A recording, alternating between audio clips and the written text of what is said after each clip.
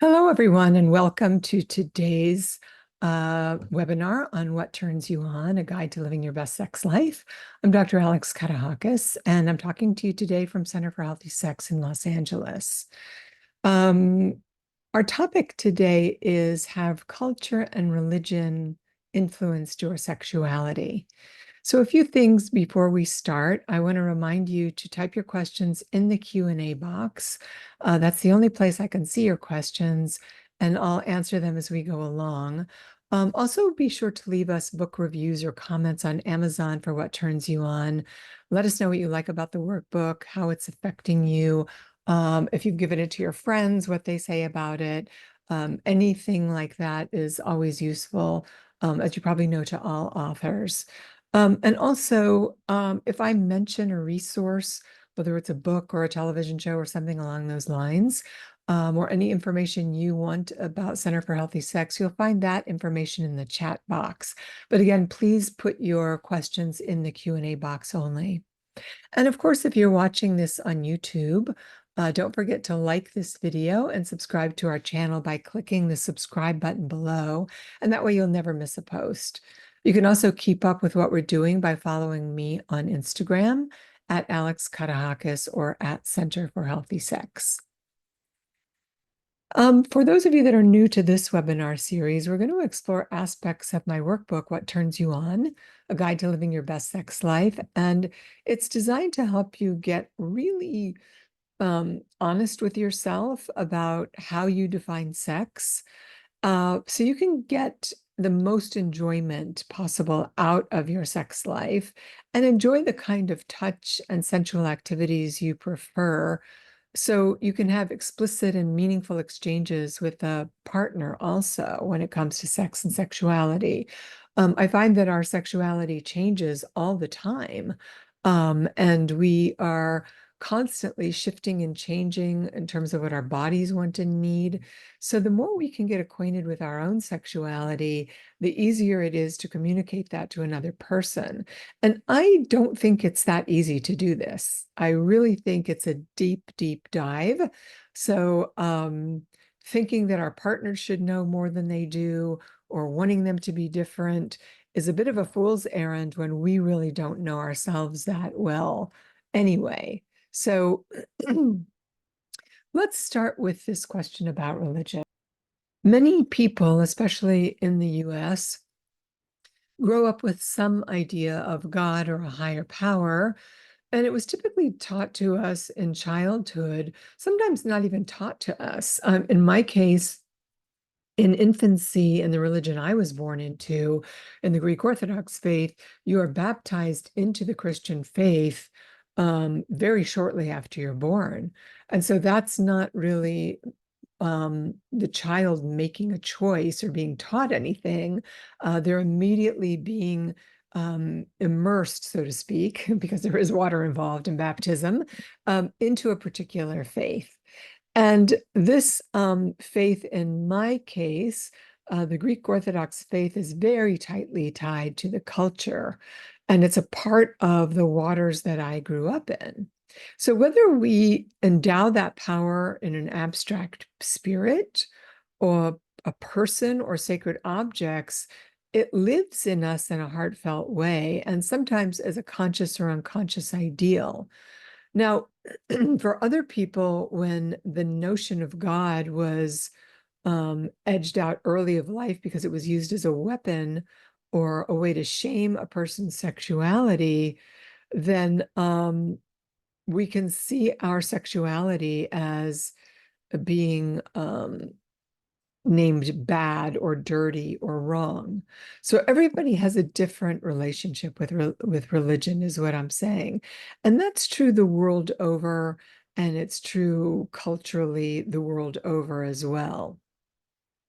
Carl Jung, who some of you know, was a Swiss psychologist, a psychoanalyst actually, and he was a successor to Sigmund Freud, posited that God, whether seen as a symbol or a reality, governs the structure of one's psyche. And that's a pretty powerful statement to make, that it's God that governs the structure of our psyche. So we could call that the superego, or our conscious mind in a way, our morality, where we deem what is right and what is wrong.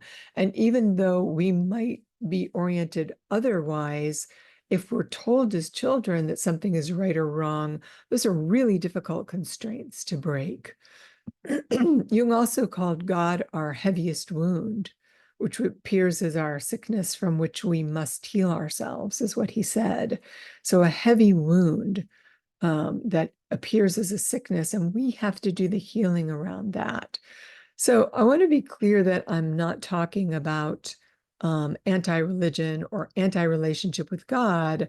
I'm talking about the impact this construct has had on each person individually and how it has affected your sexuality, whether it was in a good way, a positive way, or in a bad or painful way.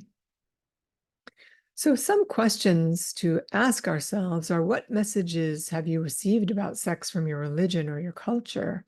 What have they told you about sex, about same-sex attraction, about kink, about anything out of the ordinary, which is often a very narrow band of what's deemed acceptable? And was the God of your childhood embracing of your sexual pleasure as a God-given right, or as a source of sin and shame and something that you shouldn't do? And if you do it, you shouldn't do it till you're married. And if you do it, you certainly shouldn't enjoy it. And how do those messages impact your sexuality today? And this is a key question, both that I'm asking you now and in the workbook. What are the ways that those messages from childhood impacted your sexuality today, your sexual pleasure, your sexual orientation? So we have a couple questions here in the Q&A box. One says, do you have any advice for two partners who have polar opposite upbringings, which resulted in different values around sex? Well, that may not be a good match. And it's good that you are recognizing this, but these are the kind of questions that people should be asking before they get married, which is one of the purposes of this workbook, is for people to work it through individually and then together to share what their answers are. And if you find that you're polar opposites and you cannot bridge that gap, you're going to have a difficult time because both parties are going to be left feeling like they can't get what they want. Somebody wants something that's much more unusual than the other person's comfortable with. And while they can meet them a part of the way, they can't meet them all of the way. So if I were to use food as an analogy, let's say you're Italian and pasta is a really big part of your life, and you eat pasta all the time, and somebody else grows up in a vegetarian or in a on a keto diet, which says no carbs. How are you going to meld those two cuisines? There's going to be something that gets left out. And so, can you live with leaving out pasta? Can someone else live with leaving out cream sauces, whatever the distinctions are? And those are the questions you have to ask yourself. And if you can't, then it's not a good match. Some ways that people bridge those gaps is that they have open marriages or they have consensually non-monogamous relationships where they're in agreement that they have to go get their pasta, as it were, someplace else. Someone says, I seem to need to compartmentalize my sexuality. How can we integrate our sexuality into our regular life when shame around sexuality is so prevalent? Well, that is really a therapy question. Um, you say you need to compartmentalize your sexuality. Well, I would ask you, why do you need to do that? What are you lying to yourself about? How are you deceiving yourself? And then how do you deceive other people? Because if you're compartmentalizing, you're likely deceiving people around you, or your sexual partner. So I would recommend that you get into therapy to start to work with this compartmentalization and why shame is attached to sexuality. How did that come to pass? Who shamed you about sex and sexuality? How do you deconstruct the shame, in other words, so that you're more integrated and more congruent? And we have a question here. Say, please may I ask what you think about the idea of doing the workbook together with my partner? Well, I think I just addressed that. I think it's a great idea. And it's a way that this workbook was really meant to be used. That you get clear with yourself first about what you like, what you don't like, what you're willing to try, what consent means to you, how these other areas have impacted you, and then you share them with each other, and you might find you have more commonality than not, and that you both have wounds that you have to heal in order to be able to meet each other, either together or in the middle or something along those lines. So yes, I would encourage you to do this, and you might also find that it's quite a fun exercise to do together. But I do think that it's best for each person to have their own workbook so that it feels private, so that you can write and do the work on your own without feeling like maybe you're going to be judged or you're being watched. That way you can really be unabashed in what you're saying and what you're coming up with, and then you can share that with each other. Someone asks, where's the line of demarcation between a believed theology or spirituality and the messages one tells oneself? In other words, the relationship between the actual theological spiritual message and the messages we tell ourselves in terms of how they impact one. Well, that is a personal question. I'm not sure there is a difference between belief and the messages that we tell ourselves. And then there are actual theological or spiritual messages. That's true. There are books, there are cosmologies, there are things that are written about, but it's people that interpret those messages. And so, how are you interpreting what your spirituality is saying to you? Do you interpret it in a God-fearing, asexual, or shameful way, or as a God that is open-hearted and kind, that only wants the best for you and wants you to experience all of your senses and gave you a body, presumably, that has many, many features that allow us to experience pleasure? And if we weren't meant to experience that pleasure, then why do we have access to it? So these are deeply philosophical questions that we have to answer for ourselves, that we have to interpret for ourselves, not what somebody else is telling us, because oftentimes people are telling us out of the abuse they suffered or the shame they suffered, and these shame messages get intergenerationally transmitted, but they may not have been the original meaning of the text that you're ascribing to. So, what is the meaning you make out of your spirituality? What is the meaning you make out of your God that you worship? Is this a God that is forgiving and loving and kind, or one that is going to send you to hell if you don't abide by certain kind of rules and regulations? I don't know. That's a choice that we all get to make.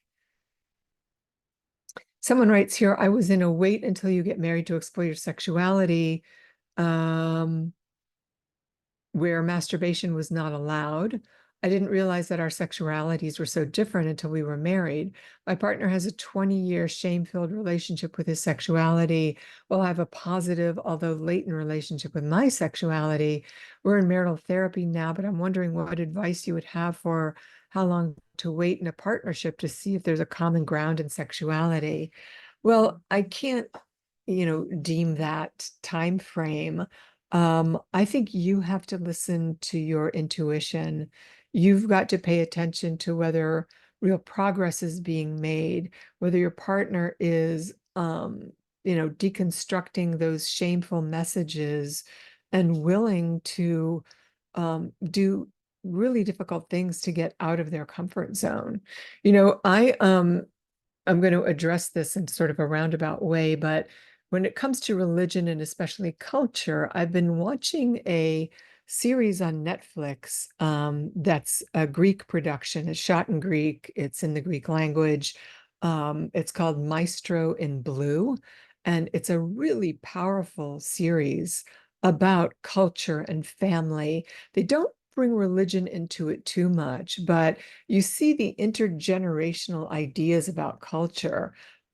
There's a gay story that's prominent in this, but it's not just about gay, it's about age differences, it's about fidelity, it's about emotional intelligence. It's a very complex, quite intense series, but you see how painful, it's really painful to watch when you start to see all the judgments of culture of what's okay and what's not okay, and what will other people say, as opposed to, well, all of these characters suffer because they cannot be true to themselves because of what other people say and what other forces are bearing down on them. And you especially see the torture in the gay characters in this film, how young they are and beautiful are and innocent they are about their love and their sexuality, but how brutal the messages around them are about it, and unkind and downright dangerous, actually.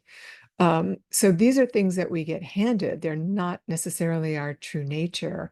And how do we deconstruct? And you see in this series how difficult it is for one of the boys, especially, to deconstruct what he was told about being gay, about what a horrible human being he is and how wrong it is, when his very nature is going against the messages that he got. And he's trying to extract himself from those messages, and it's extremely painful, and the actor does an extraordinary job of letting us see how conflicted he actually is. And so many of us suffer from these cultural messages, maybe not to that extent, but we can and do, because our culture presents one of the biggest hurdles to self-transformation. When we think of culture, we think of the world beyond our individuality, such as society and community, and our religious culture also, what it says to us, what it tells us about who we are, because that's part of how we construct a self, by the people around us, the places around us, the beliefs around us. And so trying to throw off the net of that culture sometimes can feel impossible. So there's a personal culture also, like our thinking, our feeling, our behaviors, our beliefs, our daily routines. How do we deconstruct that culture? And I'll tell you personally, I had to deconstruct some of those cultural messages. And as I've aged and over time, I've been able to weave pieces of my culture back into my life in a way that I just love. So it's not about, scorched earth, about getting rid of and burning your religion and your culture to the ground. You may need to do that, but once you've done that, because I think I might have done that to an extent, but once you've done that, to go back and pick up the pieces that you love, that have meaning to you, whether it's the music or um, the idiosyncrasies or the food or bits and pieces of the spirituality that you think are beautiful. It's for you to reconstruct something that is more true to who you are, and also more true to the modern times that we're living in. If we go back to the Greek culture, there are ancient, ancient ideas and mythologies that don't make any sense at all today. And yet many of the ancient, myths and mythologies do. So picking and choosing what's right for you. And we compare our inner values with those of our external culture all the time. And sometimes those are inextricably bound also. So, what are your values? Do they align with the culture you grew up in? Which of them needs to change? Which of them are true for you? Which of them are untrue for you? And how do you know the difference between who you are and what the culture at large dictates? And I think this is a profound problem and challenge for young people in our culture today, with the amount that goes on online and how people construct themselves based on what they see on Instagram, and how you can make a difference between, well, that's just, something I saw on TikTok, or that's just on Instagram. It's not really who I am or what I like. I want to live in real life. I want to explore the sights, the sounds, the people, the places, the sensuality in my life, and not compare that to all the pictures and media that I'm getting on my various feeds. And have you been able to separate those two? I mean, one of the ways I've been able to separate them is really by going on a media diet for stretches of time. Like if I go on vacation for a week or 2 weeks, I don't look at the news at all. I just give myself a breather from all of it. Or, with things heating up politically right now, we can glue ourselves to the TV or radio and listen to the same thing over and over and over again. Or we can listen once a week and know that, next week we really haven't missed much. It's kind of the same thing. So put yourself on a fast.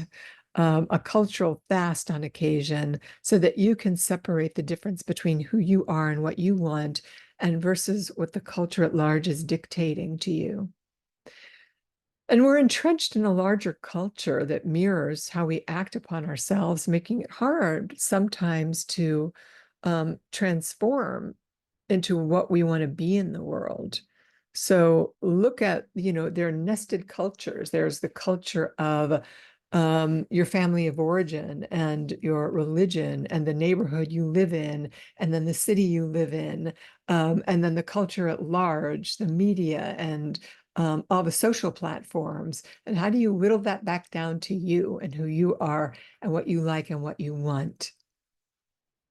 Someone writes, along the lines of the internet culture dictation, what role do you think pornography has in this relationship of sexuality and religious background integration? Well, I think it's huge. I think it's as huge as Instagram or Netflix or anything else. It just depends on how much of it we look at, what of it we're looking at, how much of it we incorporate into our own sex lives, because pornography can be incredibly informative. We can learn about things we had no idea about, or find things that we enjoy sexually that we thought only we enjoyed sexually. So it can connect us in a way. It can also alienate us grossly by being violent, misogynistic, sexist, patriarchal, all of those things. So how much of it do you look at? How much of it do you incorporate? Is it really you? Are you just trying things on? Like, I'm going to try a certain sexual act. And when I do it, it makes me feel bad about myself, not because my religion's telling me that, but because I just don't like the way it feels. Then I probably don't want to keep doing that thing, even though my partner really loves it. Now we have to have a conversation about it to see where we can meet in the middle on it, or if we even can, or if we jettison that thing and try something else, something different. So, what have you learned about sex from various media? TV, books, magazines, podcasts, video content, social media, advertising, pornography? How has the media informed you? How is the culture at large informing you about how to be in the world when it comes to your sexuality? And is that something you want to adopt, or is that just untrue for you and you're just not really interested in it? And how have those messages impacted you in the past? So I know when I was younger, they impacted me greatly in the past. I felt like I had to keep up and live up to a particular image. And over time, that becomes exhausting and it becomes a little ridiculous also. And so it's made it easier for me, and many of the people I talk to also, to just be less interested in those messages and to do what's true in a dignified, graceful way, at whatever age you're at. So, how did those messages impact you in the past? How did they impact you today? Are they impacting you today? What do you need to get disentangled from messages that you feel restrict you or colonize you or having you do things that you don't really want to do? One of the examples I can give you is that many young women are engaging in what's called breath play and autoerotic asphyxiation.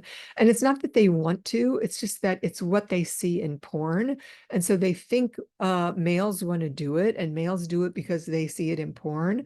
But there was a huge article that came out in the New York Times 6 months ago about how dangerous it actually really is, and that it's akin to traumatic brain injury, and that many females on college campuses are talking about how dizzy they are for a long time afterwards and foggy they are for days afterwards, So it's really creating brain damage. So just because that's what the popular culture is telling you, and that's what porn's telling you, and that's what you think other people want, you really have to get secure with yourself and say, wait a minute, is this what I want? Is this true for me? Is this what I want to incorporate in a sex life? And my question is it really sex? When we start to move into more violent behaviors, is that actually about sex or is it about something else?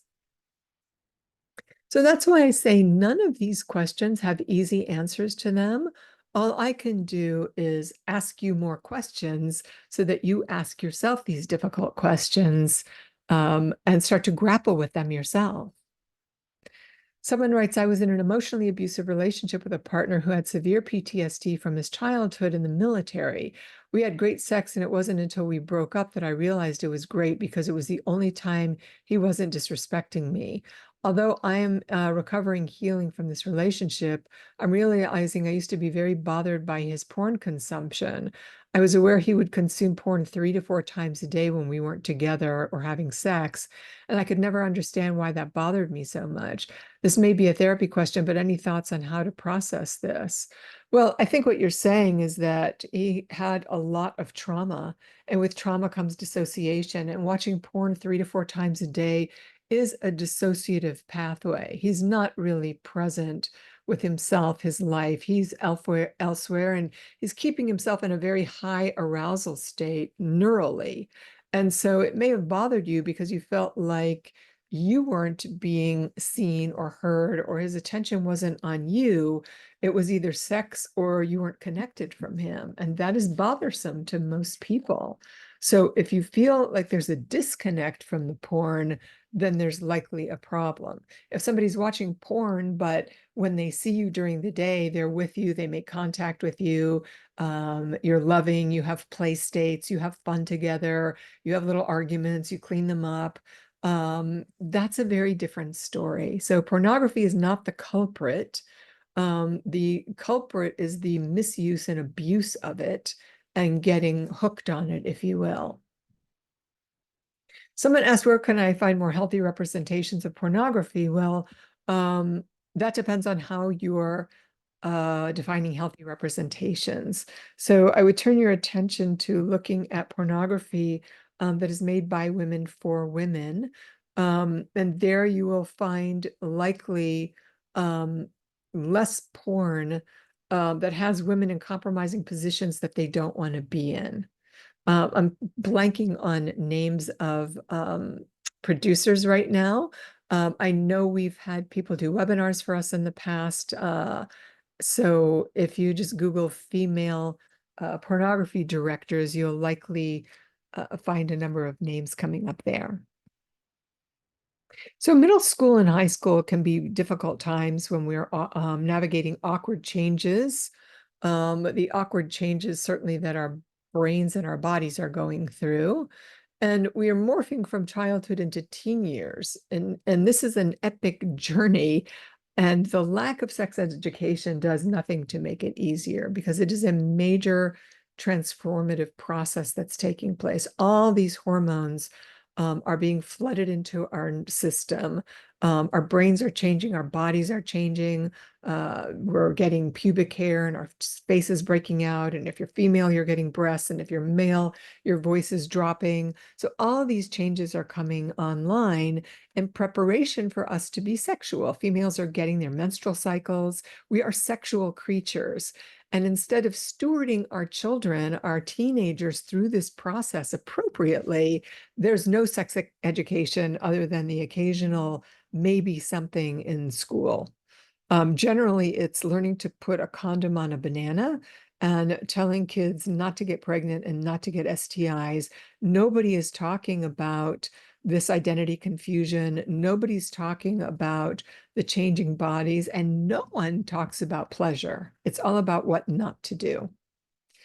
A healthy society would educate their young in age-appropriate ways to understand this burgeoning sexuality, so that they can safely explore it, and how to, engage sexuality as a pleasurable gift of maturation so that our children are turning into young adults responsibly with their sexuality, not watching pornography and then having sex with people that are choking them or kicking them or spitting on them or gagging them or things of that nature.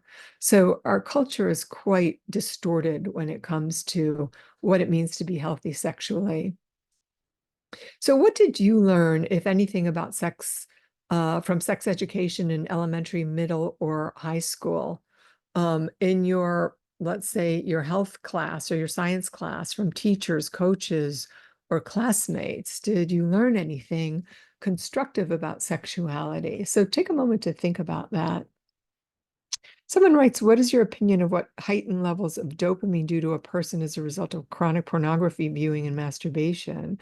Well, it's not just an opinion that I have, but what we know scientifically is that people can get habituated to this dopamine chasing. So they're always, let me just say that dopamine loves novelty. And so in order to get that same sexual experience, that amazingly high or that outrageous orgasm, you always have to up the ante with dopamine, meaning you have to up the ante with novelty. So if what used to get you off was two people having, penetrative sex, and now that's a bore, you're going to start looking for something else, then something else, and something else. And so it goes, because there is a threshold that people start to reach of tolerance. And so they need more, more, more. And then their partners, who are, beautiful, sexy, smart, likable people, are no longer that arousing because they don't look like the pixelated images. There was a movie that came out probably about 10 years ago now called Don John, that's about pornography addiction. Scarlett Johansson is in this movie. She's the girlfriend of the lead actor who he can't really have sex with anymore because he's so into pornography. It's worth a watch if you're interested in that question. Where colleges and universities are concerned, our young adult years, whether we're in college or not, represent oftentimes our first bona fide attempt at being independent, at living independently. So we're getting to work on time for our first job or our second job. We're having to get on classes on time if we're in college. You have to figure out your work habits, your study habits. You've got to decide on whether to hook up or date or what safe sex means. And deciphering consent are some of the matters that burden young adults today who have to negotiate these early years of adulthood. And when we don't have any kind of guidance, it becomes kind of confusing. And also, people end up relying on their friends. So you've got two 20-year-old people who are not sure about what to do, and they are relying on each other to get information from. So, what did you learn about sex in your young adulthood? Is the question that I would ask you. What were those early formative years like? Did you hurt yourself by hooking up with strangers or doing things that were maybe not necessarily dangerous? They could have been dangerous, but they weren't nurturing. They weren't, good for you if you had sex with somebody in a bathroom in a bar that you didn't know and you never saw them again. That might, 5, 10 years down the road, make you feel a little bit bad about yourself, or like, wow, you really weren't taking care of yourself. When we talk about self-love, is that really an act of self-love? If you know what you're doing going into it, and you know it's going to be fun and exciting, and afterwards you're going to feel a little bad about yourself, then that's a choice that you're making. But how many unconscious or unplanned out experiences did you have in young adulthood? What did you learn about sex? What did you learn in any human sexuality courses? And what was the general attitude towards sex amongst your peers or on campus? And what were your sexual experiences like? Were they good? Were they bad? Were they in the middle? And who did you talk to about your sexual experiences?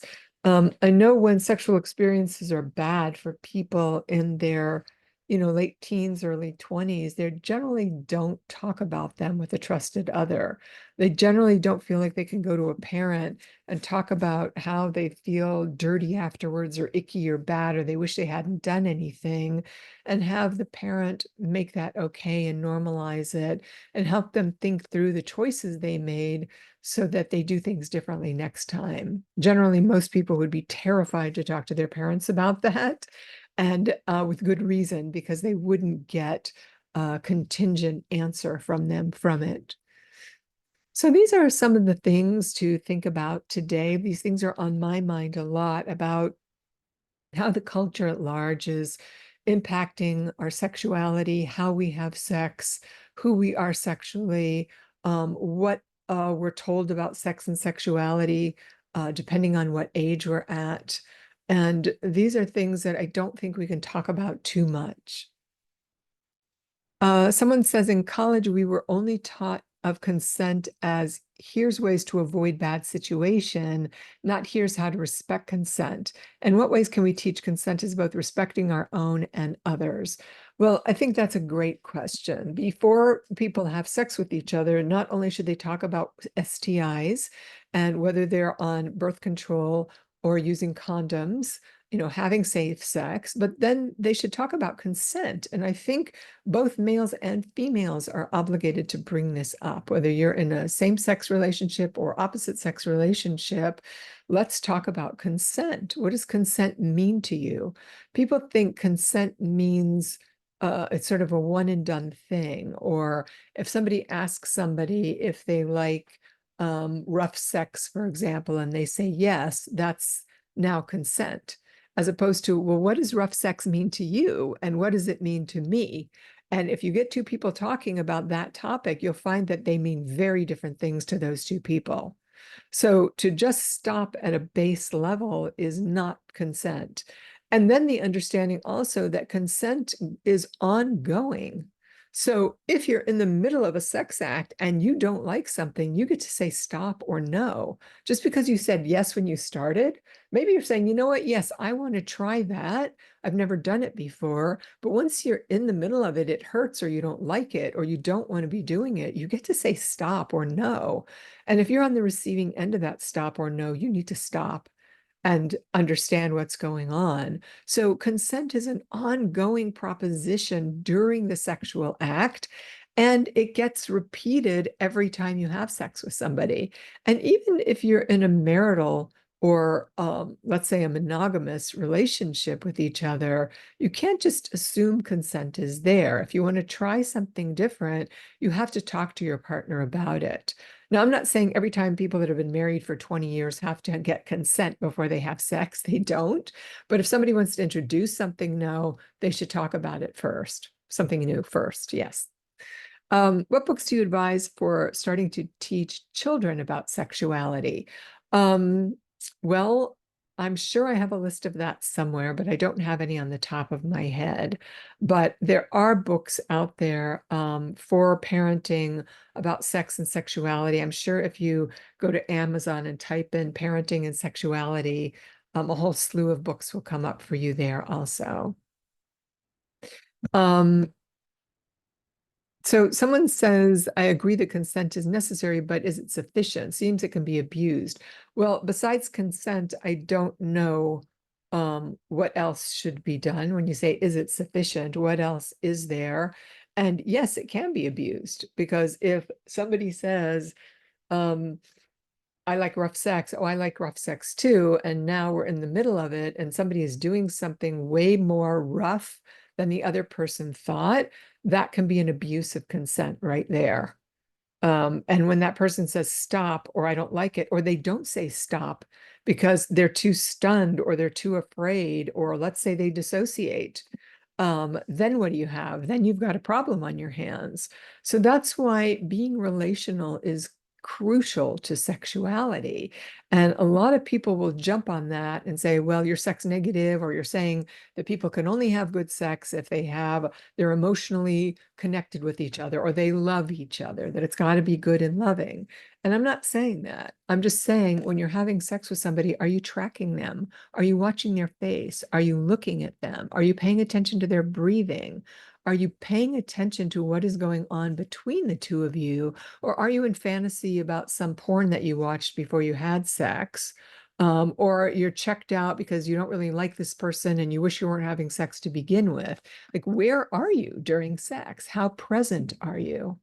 And that's one of the purposes of the workbook, What Turns You On, is to help you get really specific with yourself about, what do I like? How present am I? Should I even be having sex right now when I don't know one end from the other, so to speak? So get clear for yourself. It's an ultimate act of self-love. It's a way that you take care of yourself, that you take care of your partner, that you learn about yourself also, because you're not going to learn this in a workshop. This is the workshop. The way you're going to learn about your sexuality is by having sex and paying attention to what's true for you and what isn't. All right, so on this extremely hot Monday in September, I think this is probably a good place to leave this conversation about what turns you on. How has culture, religion, school affected your sexuality? And just take time to dive into that question for starters and see what comes up for you. So I hope you have a good rest of September. I hope that fall ushers us in a cooler way, at least here in LA. And I look forward to talking to you in October. Take care.